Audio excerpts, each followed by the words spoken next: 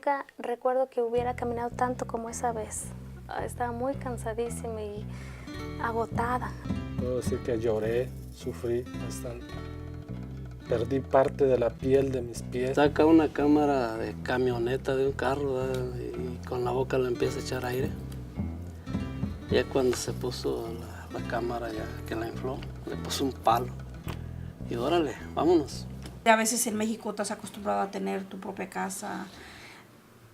Muy difícil en decir que vas a convivir con más gente, pero te vienes a dar cuenta que si no, por decir, metes 3 o 4 personas más o 5 personas más en tu casa. It's difficult for new immigrants to find housing, and it's been difficult from the beginning. I remember very early on in the project, I took a couple to look for an apartment, and I had made the phone call to see if the apartment was available, and they said, yes, come on over, this type of thing. Uno es proveer servicios de interpretación, las clases de inglés, clases de computación, todo eso, que realmente es una respuesta a las necesidades de las comunidades que nos han dicho, ¿no? que necesitan cierto servicio. We're meeting, and reading the signs of the times, we begin to see the very large new wave of immigrants. People like ourselves who were leaders in the church and in society, with and among the Hispanic community, said, what happens when we leave?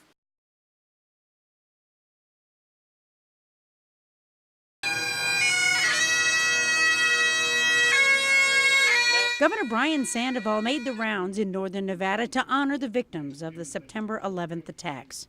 Even as America plunged headlong into mourning, the American people took comfort in each other.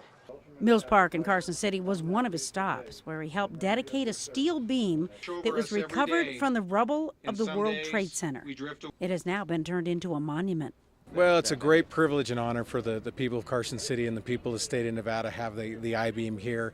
Please join me in a moment of silence as the beam is unveiled as part of this memorial service.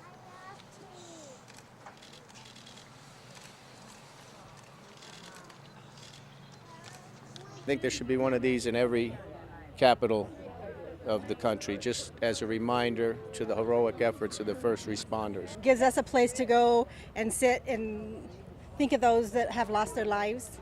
It was a very emotional ceremony for many in attendance, especially for Daniel, who was personally affected by 9/11. I had a personal friend I lost there and some friends who've lost family members that I knew back east. I'm from New York originally, and yeah, it's something you think about almost daily.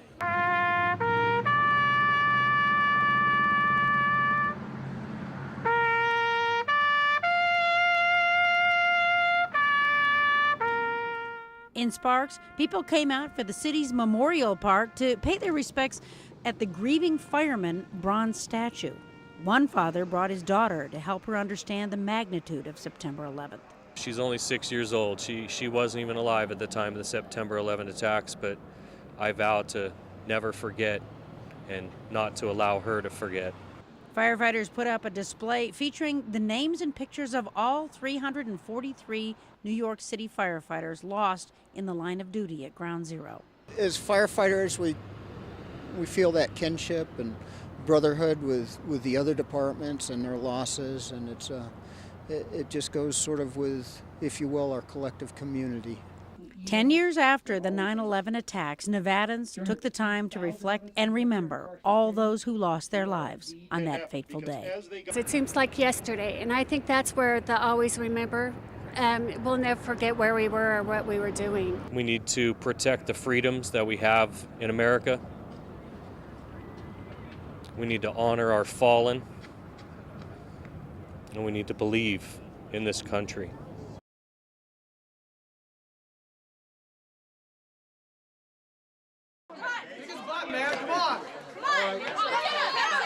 I think that the fight scene was one of the most important, to me at least, because that's something that we see on a regular basis, unfortunately. So regular that about a third of Washoe County students say they don't feel a strong sense of safety at their schools. Bullying's definitely a problem. It's always been a problem, even when I was, growing up in kindergarten and first grade. So the school district consulted its student advisory board. What we're trying to show is kind of that sick look. And partnered with Secret Witness and Global Studio to make an awareness video, along with student-produced scenes like this one. Hey, buddy, what are you looking at? The producers of the video interviewed students about their real-life experiences with bullying to focus on how students can change their behavior to reduce it. The bystander role is the most important because they're really the ones that have the opportunity to intervene or just to let it happen. But it's not as simple as showing hallway brawls. In the age of technology, kids have moved their bullying from face-to-face to Facebook. A lot of kids that wouldn't normally be doing the fighting and the bullying, face-to-face, they feel more comfortable. They sit down at a computer and they can type out hateful messages from their computer screen without ever having to look at anybody. It makes it a lot harder to combat a problem that can lead to academic problems, social alienation, or worse. Like we've seen for homosexual cases where kids can even resort to killing themselves over just hateful words or actions or anything. The video is part of a campaign called Winning Roads, which highlights the choices that kids can make to stay on the right path, away from drugs, violence, crime, and in this case, bullying. With that prevalence, we recognize that there's something that needs to be done, and we needed to work with kids to make sure that what we do as a district works. If we can affect the people that are just entering the school district, then that will be our greatest achievement.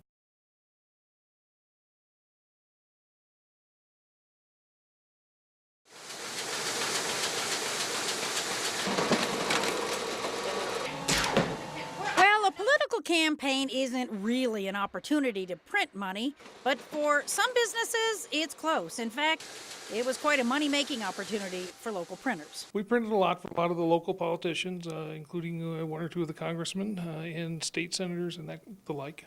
We generally have a good September, October every 2 years. Remember these? In your mailbox, day after day after day. Some of them print a lot. We had one politician did a 60,000 piece run, and then we put it in the mail for them.